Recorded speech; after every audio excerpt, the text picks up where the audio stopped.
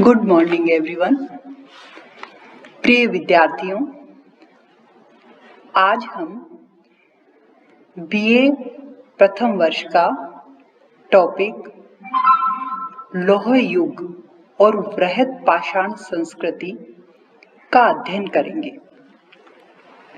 वृहद पाषाण संस्कृति, जैसा कि इसके टाइटल से ही स्पष्ट है कि बड़े विशाल पत्थरों की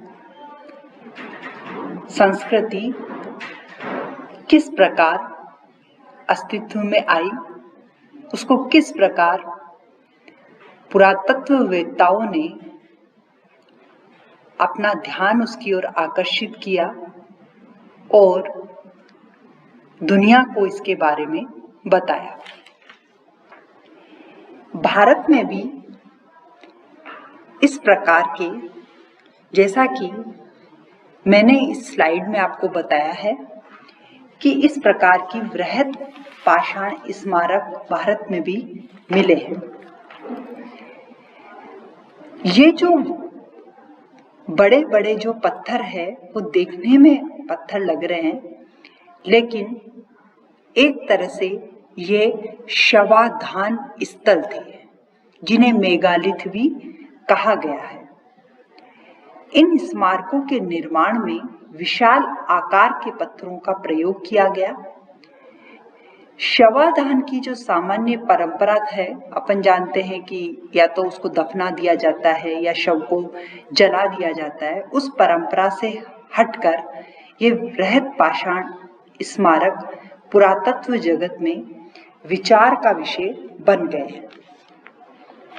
हम ये भी जानते हैं कि मृतक संस्कार किसी भी संस्कृति के अमूल्य अंग होते हैं।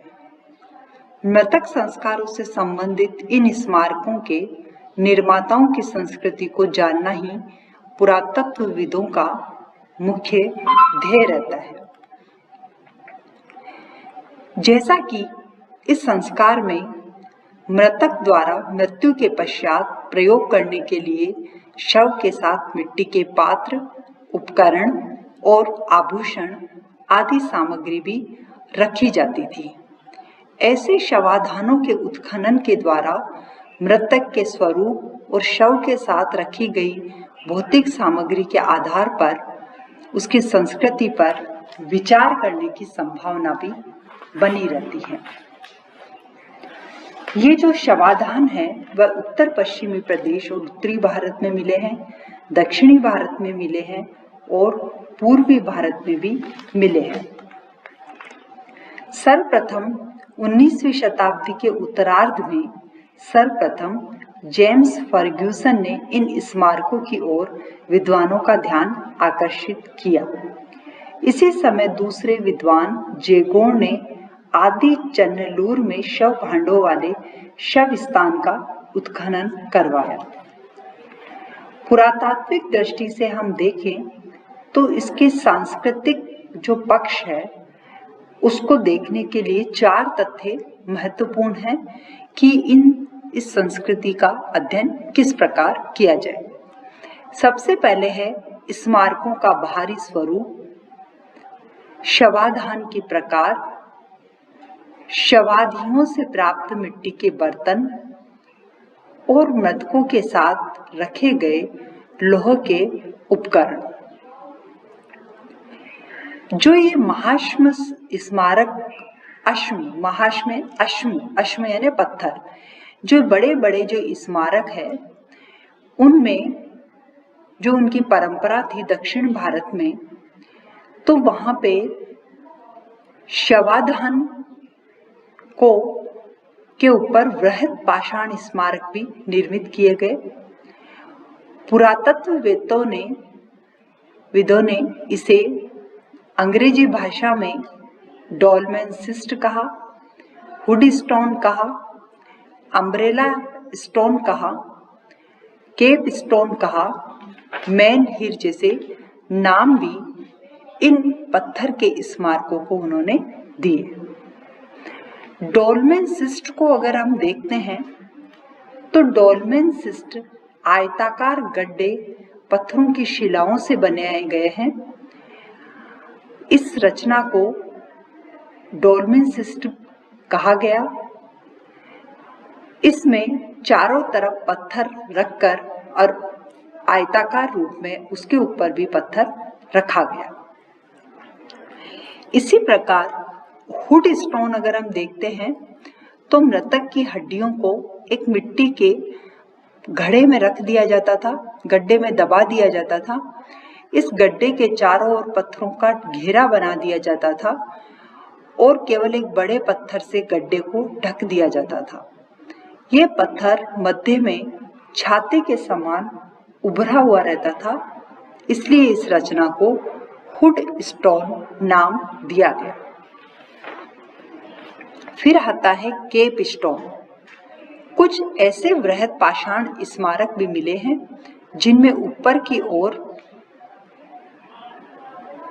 4 शिलाखंड भीतर की ओर झुकाकर इस प्रकार खड़े किए जाते हैं कि उनके नीचे वर्गाकार स्थान बन जाता है। वहां पर शवाधान किया जाता है।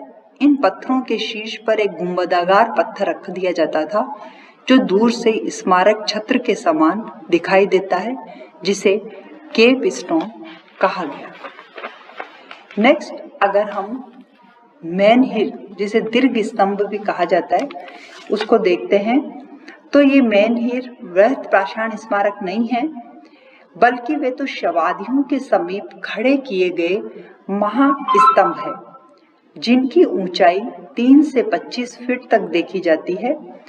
ये मैसूर और केरल में बड़ी संख्या में मिले हैं, परंतु उत्खनन में इनके पास कोई शवादी नहीं मिली है।